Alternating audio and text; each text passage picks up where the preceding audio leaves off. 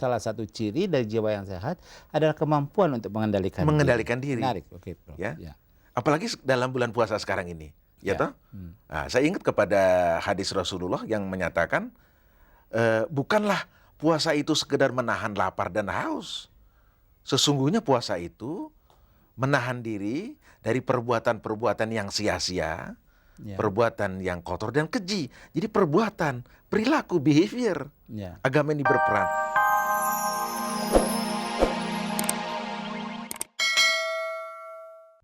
Pemirsa, Assalamualaikum warahmatullahi wabarakatuh. Kita bertemu lagi dalam acara Hikmah Fajar, acara yang bertujuan bercerita tentang keseharian, ketekunan, kesungguhan, kerja dan karya orang Indonesia yang insya Allah bernafas Islam. Pagi ini bersama kita di studio telah hadir seorang tokoh psikiater, seorang tokoh psikiatri Indonesia, Profesor Dr. Dadang Hawari. Assalamualaikum, Prof. Waalaikumsalam warahmatullahi wabarakatuh. Prof, pagi ini kita akan berbicara tentang psikiater, bidang dokter, dan peran agama di dalam kesehatan jiwa itu, Dok. Prof, kita tahu bersama bahwa baik di dunia dan terutama di kita di Indonesia sedang terjadi suatu perubahan. Perubahan yang besar sekali. Katakanlah dari masyarakat tradisional mulai beralih ke masyarakat industri. Dari masyarakat yang relatif konservatif, konvensional, ke arah yang masyarakat yang statis, dinamis, yang dinamis, yang menuntut perubahan-perubahan demikian besar. Dan niscaya ini mempunyai dampak, Prof. Dapatkah Prof bercerita kepada kami, pada pemirsa, tentang apa dampak dan apa perubahan-perubahan ini artinya bagi kesehatan jiwa, Prof? Kesehatan jiwa. Pak Sartono, memang materi agama di dalam kesehatan jiwa ini sudah merupakan bahasan oleh para pakar-pakar, ahli kedokteran jiwa atau para psikiater maupun psikolog. Ini kita bisa lihat dari berbagai macam konferensi internasional, seperti yang belum lama ini, misalnya American Psychiatric Association Annual Meeting tahun 92 di Washington DC, 93 di San Francisco, bahkan juga World Federation for Mental Health, organisasi kesehatan jiwa sedunia, di Tokyo juga membahas mengenai peran agama ini di dalam kesehatan jiwa manusia. Gitu.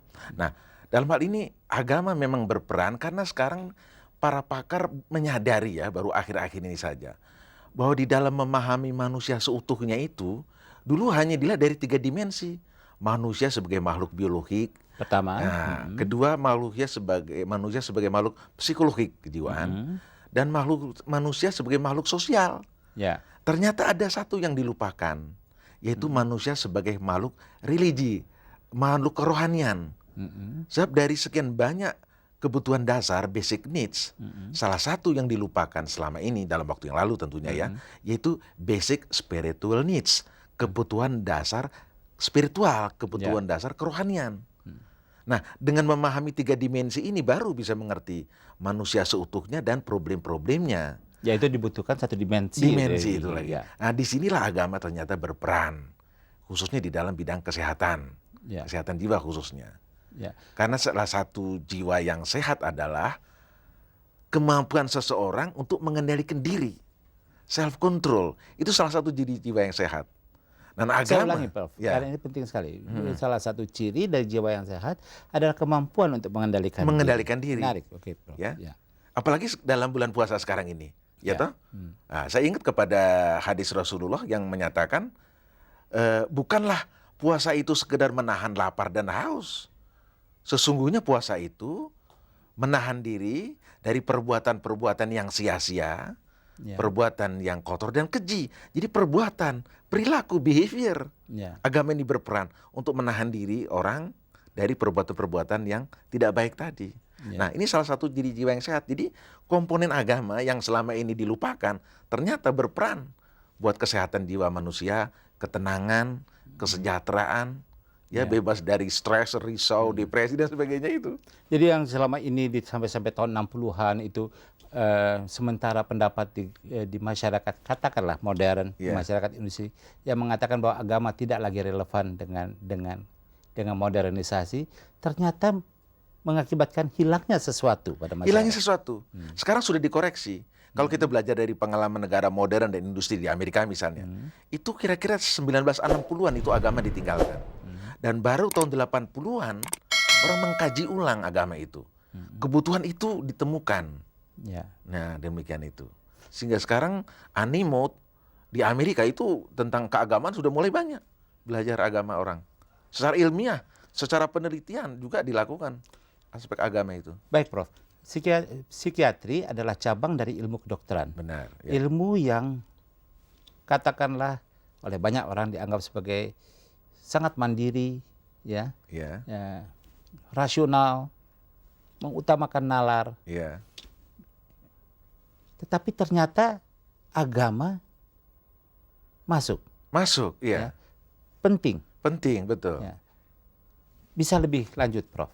Ya. Begini, ternyata di dalam memahami manusia, para pakar-pakar kedokteran jiwa, psikiater dulu itu kan hanya melihat manusia, karena basic science-nya kan medis ya, kedokteran. Melihat dari jasad biologik aja. Kemudian berkembang dari psikologi dan sosial. Ya. Tapi banyak masalah-masalah yang tidak bisa terpecahkan untuk memahami manusia itu seutuhnya. Nah, itu kepada agama. Dan ternyata di dalam masalah-masalah kejiwaan ya, kita tahu bukan, ilmu kedokteran jiwa adalah ilmu yang mempelajari perilaku manusia. Ya. Akhlak manusia, perbuatan manusia.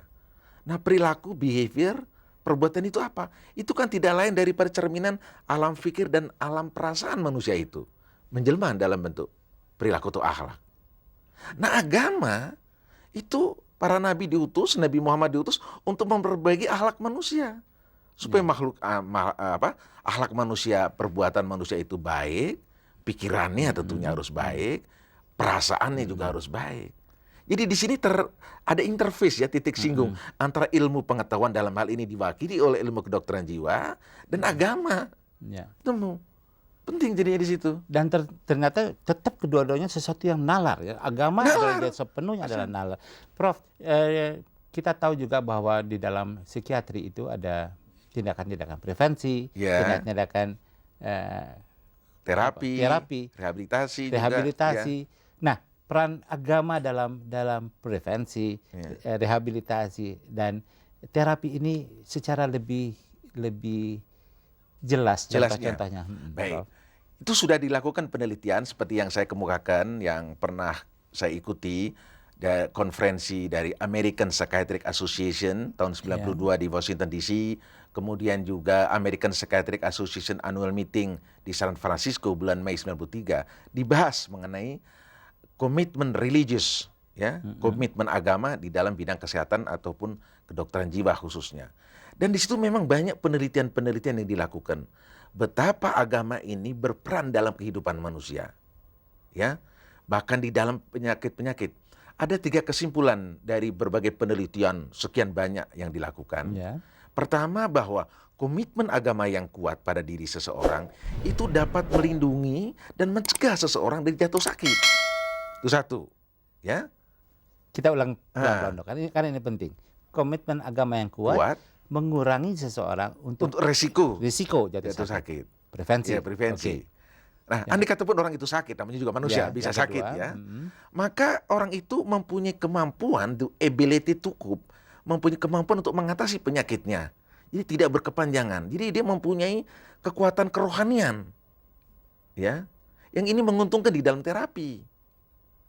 Nah, yang ketiga, mempersingkat lamanya perawatan. Tentu tidak bisa sembuh dengan agama saja, tapi juga dibarengi dengan terapi kedokteran ilmiah. Jadi terapi kedokteran ilmiah apabila berbarengan bersama dengan terapi keagamaan, ini hasilnya jauh lebih baik. Penelitian membuktikan demikian, menyimpulkan demikian. Contohnya saja salah satu bentuk gangguan jiwa itu soal stres. Dari suatu populasi diselidiki yang religious life-nya baik, dibandingkan dengan suatu populasi yang non-religius. Maka resiko stres lebih banyak dialami yang masyarakat yang non-religius.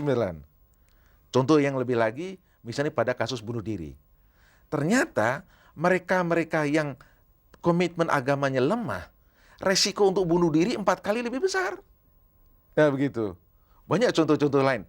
Yang ekstrim lagi contoh pada pengobatan terapi gangguan jiwa skizofrenia. Pak Sarto itu tahu ya, mereka yang mengalami gangguan jiwa skizofrenia itu satu kelompok penderita gangguan jiwa skizofrenia. Maaf, Prof. Barangkali kita bisa jelaskan sedikit tentang skizofrenia itu adalah kalau tidak salah kepribadian yang terbelah. Oh iya. Ya. Jadi gangguan jiwa skizofrenia adalah suatu gangguan jiwa yang kepribadian terbelah. Ya. Ya, skizo, pecah kepribadiannya. Ditandai dengan tidak mampu menilai realitas, pemahaman dirinya juga buruk. Jadi dia ya sakit jiwa, kita lihatlah ya, yang sering dirawat di rumah sakit. Nah, sekelompok ini diterapi dengan ilmu kedokteran biasa, dibandingkan dengan sekelompok yang lain yang diterapi dengan kedokteran biasa plus dengan terapi keagamaan, hasilnya beda. Cukup signifikan itu. Lebih baik yang baik yang tadi dengan kombinasi tadi. Menarik sekali, Dok. Menarik sekali. Prof. Ini ilmiah, ini ada penelitiannya.